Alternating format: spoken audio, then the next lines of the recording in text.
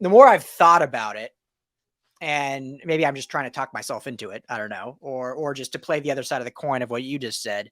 And me and Ryan talked about it a bit when he was on last week. And my first thought was, okay, you have these candidates in Thomas Brown, in Zach Robinson, that are getting these interviews elsewhere, that have been on your staff for some time.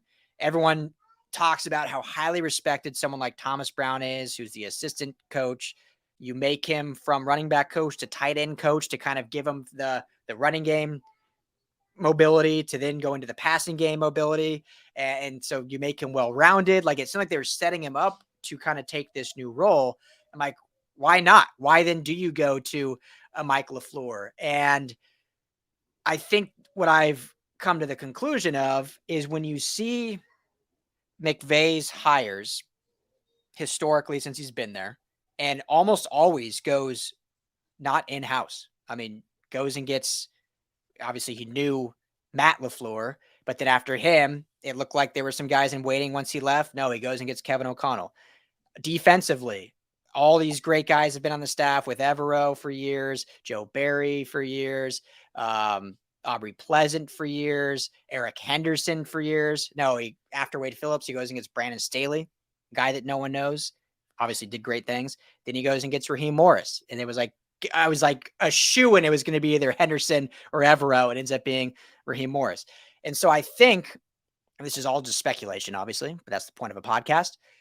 I think the way McVay operates best is that he needs someone from the outside that can bring something different, or at least in a sense challenge his way of thinking, and either not necessarily change his mind, but bring different thoughts in that then he can either overturn or agree with and implement or whatnot. And I'll explain it this way.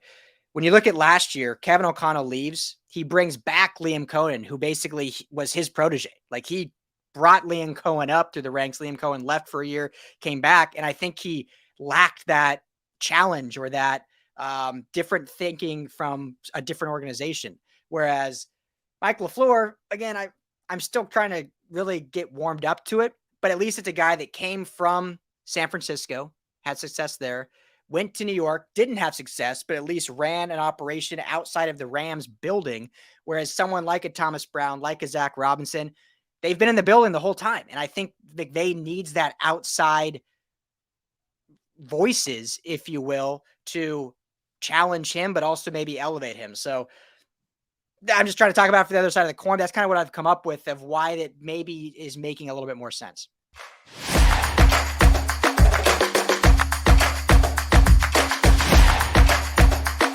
You're listening to the LA Football Podcast.